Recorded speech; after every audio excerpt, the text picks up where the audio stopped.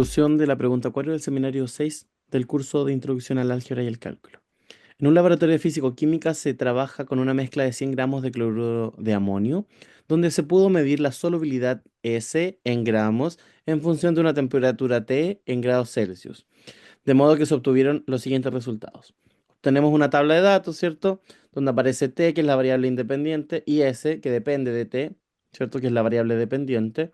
Y ¿cierto? La letra A nos pide determinar los parámetros de la función S de t e interpretarlos, indicando, ¿cierto?, la unidad de medida. En este caso, vamos a ocupar un cierto software que es GeoGebra para ocupar algo distinto a la calculadora, ¿ya? En el buscador vamos a utilizar el GeoGebra clásico, ¿cierto? Lo presionamos y dentro de esta aplicación, si no nos aparece esta, ¿cierto?, bandeja de opciones. Vamos a apretar acá arribita y en los tres puntitos ponemos hoja de cálculo. Ya, hoja de cálculo es la opción. Yo ya tengo los datos pegados, por lo tanto solamente los voy a anotar ahí, ¿cierto? Los pego, que son los mismos de la tabla. Ya son solamente los datos numéricos. Los selecciono y, ¿cierto? Voy a la opción crear una lista de puntos. Al crear una lista de puntos me van a aparecer obviamente en el plano cartesiano los puntos que hacen referencia a cada uno de esos puntos de la tabla. Y luego voy a poner la opción ajuste lineal. Y este ajuste lineal me pide que yo en el argumento ponga la lista de puntos, que en este caso esa lista de puntos tiene un nombre de L1, ¿cierto? Minúscula, obviamente, L1. Y ahí, ¿cierto? Tengo el ajuste lineal. Presiono, ¿cierto? Nuestra recta y pongo propiedades.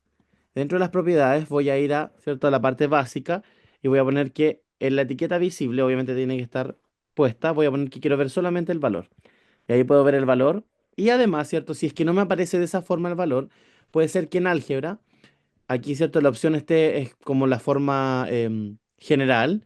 En realidad yo quiero como la forma particular, porque yo sé que SA es la pendiente y SB es el coeficiente de posición, que es lo que voy a interpretar. Entonces mi recta está lista ahí y eso es lo que voy a, ¿cierto?, utilizar para la letra A. Entonces ahora mi recta yo ya sé que es I igual a 0,5x más 30,02, pero debo llevarlo al contexto, o sea, esa I es una S de t y la X en sí es t, ¿ya? Si S de t está medido, ¿cierto? Su unidad de medida es gramos, ¿ya? Todo lo que es igual a S de t, o sea, 0,5t más 30,02, también está en gramos. Recordemos que si yo sumo dos cosas, para que esa suma resulte en gramos, ambos sumandos tienen que ser también en gramos, ¿ya? Ambos sumandos tienen que estar en gramos, ¿ok? Y aquí es donde nosotros tenemos, ¿cierto?, que analizar otra cosa, porque el 0,5t, si nos fijamos, está en gramos, según lo que hemos dicho, pero sabemos que t está en grados Celsius. Por lo tanto, la pendiente 0,5 tiene una unidad de medida de grado, de gramos partido en grados Celsius. De manera que al ser multiplicado, ¿cierto?, nos sigue dando gramos, que es lo que, de donde partimos, ¿ya? La interpretación de esto, ¿cómo sería? Si nos fijamos nosotros, la pendiente en sí, según la cierta definición de la geometría analítica, es una diferencia de las i, o sea, de la variable dependiente, partido en una diferencia de la variable independiente, ¿ya? Y si lo llevamos al contexto en sí, sería una solubilidad en un estado 2 menos la solubilidad de un estado 1 partido en la temperatura de ese estado 2 menos la temperatura de ese estado 1. En este caso sería 0,5. Si nosotros interpretamos eso, como sabemos que sería gramos partidos por grados Celsius, lo que estaríamos diciendo es que la pendiente entonces, ¿cierto?, nos informa que la solubilidad varía 0,5 gramos por cada grado Celsius, ¿cierto?, que el sistema, ¿cierto?, aumenta. O sea, por cada grado Celsius que se aumenta en el sistema, la, ¿cierto?, solubilidad aumenta en 0,5 gramos, ¿cierto? Y aumenta, el decir aumenta es porque la pendiente es positiva. Si dijéramos disminuye es porque sería negativa, ¿ya?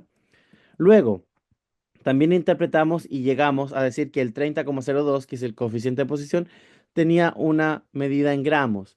¿Y qué significa eso? Nosotros sabemos que el coeficiente de posición es cuando nuestra variable independiente es cero, o sea, cuando la temperatura es 0 grados Celsius. Si nosotros, ¿cierto?, evaluamos en dicha función, obtenemos eso. O sea, cuando evaluamos en cero, el coeficiente de posición aquí sería, ¿cierto?, 30,02, ¿ya? Y lo que estaríamos diciendo en sí es que el coeficiente de posición da a conocer la solubilidad del sistema cuando la temperatura es de 0 grados Celsius. Eso es lo que nos da a conocer ese coeficiente de posición. Letra B.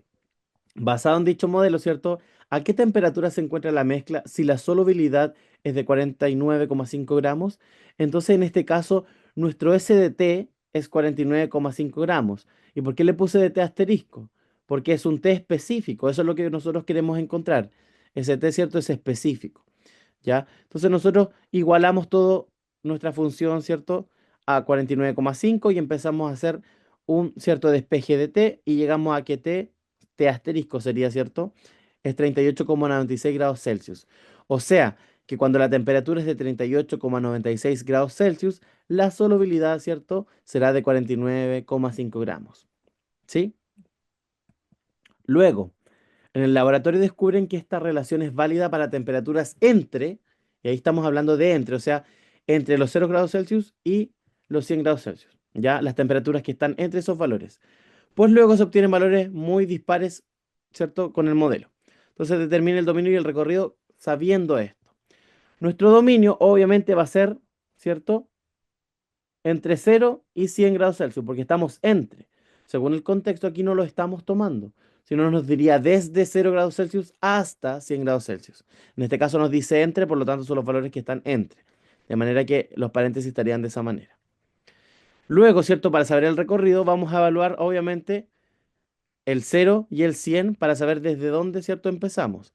Entonces, como al evaluarlo en cero, sabemos que nos da el coeficiente de posición, y al evaluarlo en 100, ¿cierto? Nos va a dar 80,02.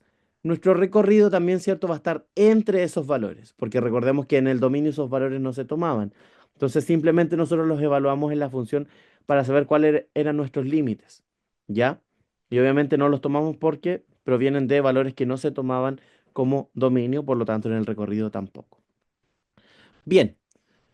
Luego, ¿cierto? Tenemos determinar la función inversa y interpretar el significado de en el contexto científico. Sabemos nosotros que para la función inversa es mejor utilizar la notación cartesiana, o sea, con i, ¿cierto? I igual a 0,5x más 30,02. Y lo que nosotros hacemos es despejar a x, o sea, aislar a x.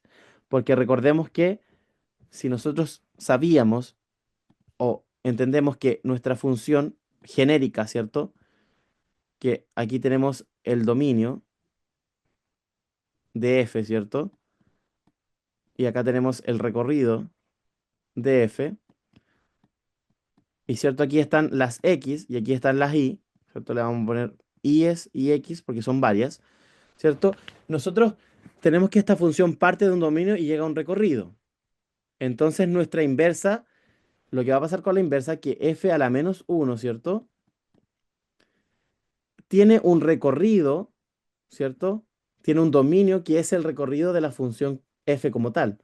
O sea, al final este es el dominio de f a la menos 1, ¿cierto? Y el recorrido sería el mismo dominio de la f como tal, de la f sola. Entonces, lo que nosotros ahora queremos hacer es aislar a y porque la función inversa, ¿cierto? Perdón, aislar a x, porque la función inversa eh, está todo al revés. Ahora, nuestra x, ¿cierto? Que está en la función principal, va a ser nuestra variable dependiente al despejarla. Y aquí cuando llegamos a este despeje estamos diciendo eso, ¿cierto? X es igual a y menos 30,02 partido en 0,5. ¿Ya? Para nosotros, aunque sea la función inversa, es usual trabajar, ¿cierto? Con las variables como tal, que x sea la variable independiente y la y la dependiente. Entonces nosotros restablecemos la notación, ¿cierto? Recordando que esta es la función inversa, o sea, es y a la menos 1, ¿ya? Y dándole el contexto, ¿cierto? Científico, en sí esta y a la menos 1 es una s a la menos 1 de t, ¿ya? Porque esa es la función que trabajamos. Y la x es una t. Entonces, si nosotros ahí trabajamos, ¿cierto?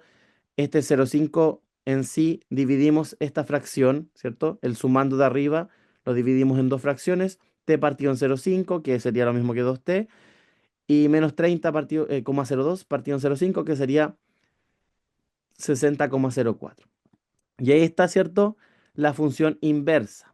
¿Qué representa esta función inversa? Lo siguiente, ¿cierto? Gráficamente, la función inversa, ¿cierto?